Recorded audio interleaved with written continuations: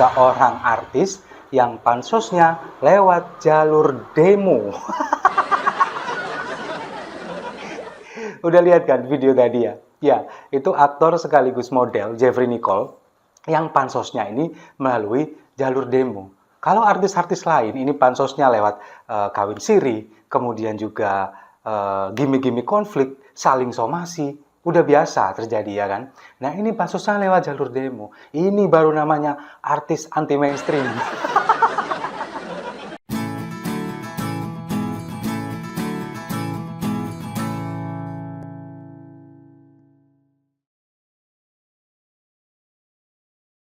Buruh tani mahasiswa rakyat miskin kota bersatu padu rebut demokrasi. Gue detail juga kurang tahu soalnya detail kurang tahu tapi dia banyak permasalahannya kayak perusahaan bisa PHK seenak jidatnya gitu loh. Kayak undang-undang yang dibikin ini kayak lebih berwakil kepada oligarki sama pengusaha daripada sama rakyat. Bang, apa sih bang harapan abang setelah demo ini? Harapannya bakal ada demo lagi, tapi semua elemen masyarakat bakal ikut, nggak cuma mahasiswa doang. Tapi hari ini udah keren banget sih, gue suka banget semangat para mahasiswa. Salam damai untuk Indonesia, berjumpa lagi bersama saya Papa Dimas. Info kali ini datangnya dari seorang artis yang pansosnya lewat jalur demo. Udah lihat kan video tadi ya? Ya, itu aktor sekaligus model Jeffrey Nicole yang pansosnya ini melalui jalur demo. Kalau artis-artis lain ini pansosnya lewat kawin siri, kemudian juga gimmick-gimmick konflik, saling somasi, udah biasa terjadi ya kan? Nah ini pansosnya lewat jalur demo. Ini baru namanya artis anti mainstream. Padahal nggak tahu apa-apa dia. Coba kalau kita lihat tadi di video, ketika dia ditanya oleh wartawan, ketika diwawancara, apa jawabannya? Untuk detailnya sih gue nggak tahu katanya. Yang gue tahu ini adalah bahwa perusahaan ini bisa mecatin karyawan seenak jidatnya. Nah sekarang pertanyaannya, coba tunjukkan pasal mana yang menyebutkan bahwa pengusaha ini bisa memecat karyawannya seenak jidatnya. Coba, yang mana? Sejauh saya membaca draft Undang-Undang Cipta Kerja, nggak ada. Sama sekali nggak ada. Ini ngarang-ngarang aja nih, pinter-pinternya Jeffrey Nicole aja kayaknya. Lalu yang kedua, dia menyebutkan bahwa Undang-Undang Cipta Kerja ini berpihak kepada oligarki, pengusaha, dan tidak berpihak kepada rakyat. Nah, sekarang justru Undang-Undang Cipta Kerja ini banyak keberpihakannya kepada rakyat. Meskipun ada beberapa pasal yang mungkin tentang libur cuti, kemudian juga cuti melahirkan dan sebagainya, banyak yang direvisi di sana, tapi ya menurut saya masih wajar. Jadi kalau misalkan para mahasiswa ini kemudian menuntut untuk Undang-Undang Cipta Kerja ini dibatalkan, ini sepertinya mereka ini nggak membaca draft undang-undang ini. Lalu karena memang kan tebel banget itu salinannya. Lalu kemudian kalau menurut saya sih memang nggak mungkin ketika mereka ini nggak tahu persoalannya, kemudian mereka turun ke jalan untuk menyuarakan ini, kalau tidak ada seseorang yang mendorong mereka, yang menyuruh mereka untuk melakukan ini. Hanya ingin melakukan sebuah konflik-konflik kecil di kalangan bawah. Dan saya punya keyakinan sebagian besar dari mereka ini nggak paham masalahnya. Mereka ini cuma ingin rame-rame, cuma ingin rusuh, cuma ingin kemudian jadi pemberitaan. Sama seperti tahun lalu, ketika bulan puasa tahun lalu, sama. Apa yang mereka lakukan ini sama. Di bulan puasa juga yang mereka lakukan ini. Bahkan pada tahun lalu kan ketika itu Ade Armando dianiaya. Itu yang terjadi. Sama ketika bulan puasa ingin menciptakan suasana kacau, chaos menjelang Lebaran. Karena nanti pasti akan menimbulkan gejolak lain dan lain sebagainya dengan tujuan-tujuan orang-orang tertentu. Kalau kita melihat beberapa cuplikan videonya, nggak saya tampilkan semua, ada beberapa. Ketika Jeffrey Nicole ini juga kemudian melakukan orasi, di sana keluarlah kata-kata kotor. Lalu kemudian melempar bangkai tikus kepada ke gedung dewan ini dengan alasan ini sebagai simbol perlawanan. Kemudian melempar payung hitam sebagai simbol berduka cita karena matinya demokrasi dan sebagainya. Lalu kemudian mereka melepaskan tikus yang masih hidup di gerbang gedung DPR ini untuk menemani para anggota dewan katanya. Ini alasan yang dibuat-buat memang.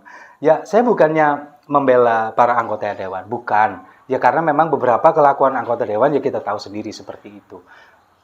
Ketika kemarin kita dipertontonkan bagaimana seorang Bambang Pacul yang kemudian harus meminta izin dulu kepada ketua umum ketika akan mengesahkan undang-undang, lalu bagaimana kita melihat anggota dewan yang kemudian minta jatah sarung kepada Pertamina. Ya memang beberapa anggota dewan kelakuannya seperti itu. Tapi yang ingin saya soroti, cara mereka para mahasiswa ini melakukan aksi ini benar-benar nggak sesuai dengan apa yang terjadi, nggak sesuai dengan apa yang mereka koar-koarkan bahwa mereka ini ingin membela rakyat, ingin menjadi perwakilan rakyat. Dan itu pun juga didukung oleh seorang provokator macam Niko Sidalahi, lagi-lagi Niko Sidalahi, mengobarkan api kebencian, kemudian api kemarahan kepada seluruh masyarakat melalui media sosial, karena katanya akan menyebarkan api kemarahan ini ke seluruh penjuru Indonesia. Itu yang terjadi. Lalu ditambah lagi dengan artis tolol macam Jeffrey Nicole yang nggak tahu apa-apa, kemudian dia cuma ikut-ikutan padahal nggak paham apa yang disuarakan. Ini kan memang pansos tujuannya. Apalagi kalau kita lihat tadi, dia ikut demo, cuma tujuannya apa? Pada saat libur syuting, pada waktu luang, jadi cuma wasting time aja, nggak ada apa-apa. Lagi gabut, ngapain ya? Demo kayaknya asik nih. Siapa tahu dapat nasi bungkus, kan gitu. Jadi seperti itu. Nah, kalau kemudian Jeffrey Nicole berkata bahwa Undang-Undang Cipta Kerja ini bermasalah katanya, padahal dia nggak tahu masalahnya di mana. Sebetulnya yang paling bermasalah ini dia sebetulnya. Coba kalau kita lihat, di tahun 2019 dia punya masalah dengan narkotika. Ketika itu dia ditangkap karena punya barang bukti 6 gram ganja. Dia bermasalah. Kemudian setelah bebas, sekarang dia terlibat masalah lagi. Beberapa hari belakangan ini, dia terlibat kasus doxing, menyebarkan data pribadi orang di media sosial. Tapi ternyata salah sasaran. Bukan itu sebetulnya orangnya. Kan bego. Itu yang terjadi. Dia yang sebetulnya banyak masalah. Ketika dia mengatakan Undang-Undang Cipta ini bermasalah, tapi nggak tahu masalahnya di mana, hanya untuk menutupi masalahnya dia sendiri. Dan ini dia berharap, kalau misalkan nanti ada demo aksi lagi dia mau ikut, ada yang lebih besar dia mau ikut, dengan catatan ketika dia libur syuting. Nah ini kan kampret. Mau menghabiskan waktu luangnya untuk demo, untuk membuat owner di negara ini. Lagi pula begini loh, kalau misalkan mahasiswa ini kemudian didukung oleh beberapa elemen masyarakat, benar-benar peduli dengan masyarakat bawah, kepingin mengkritisi anggota dewan, ingin menyuarakan, mewakili suara rakyat. Itu loh, undang-undang perampasan aset itu loh, itu didorong. Bukan undang-undang cipta kerja ini yang kalian nggak tahu masalahnya. Undang-undang perampasan aset ini jelas akan memiskinkan para koruptor. Sudah beberapa kali saya bilang, koruptor itu nggak takut dihukum mati. Mereka itu takut miskin. Ini kita dorong.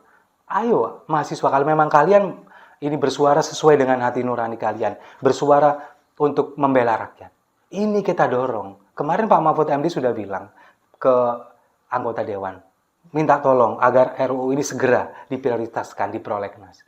Sementara pihak dewan seperti itu. Presiden Jokowi juga sudah mendorong, ayo kita segerakan undang-undang perampasan aset ini.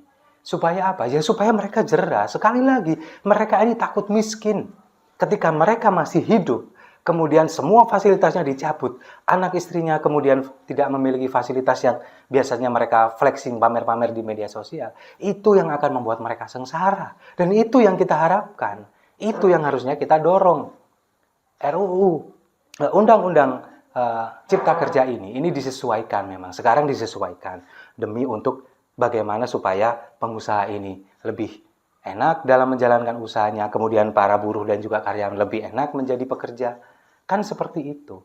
Ini sudah final. Kenapa harus dipermasalahkan lagi di saat kalian, para mahasiswa ini tidak tahu apa permasalahan sebetulnya. Sama juga dengan Jeffrey Nicole ini. Kayaknya kalian semua ini 11-12 ya. Sama-sama IPK 1, kayaknya. Jadi nggak mengetahui masalah, cuman yang kepingin rame, kepingin viral, kemudian kepingin mendapatkan sesuatu, entah ini nasi bungkus atau mungkin ada yang menggerakkan dengan bayaran tertentu, kan gitu.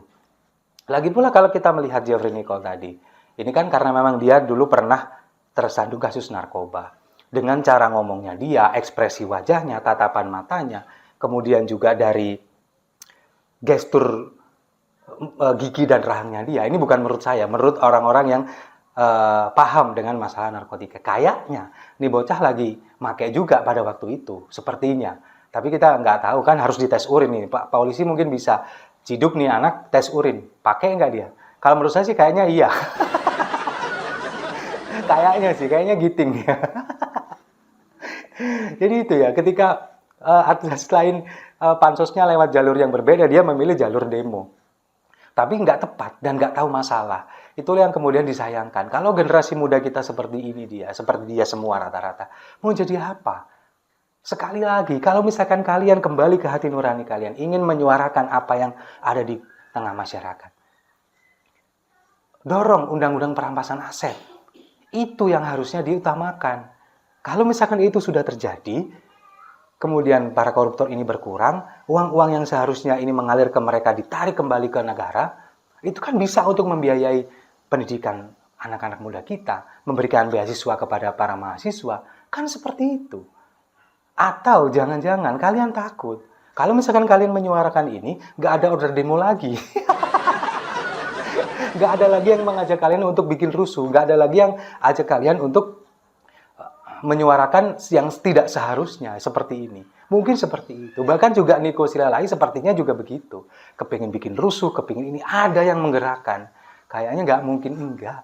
Cuman bikin rusuh aja. Setuju ya?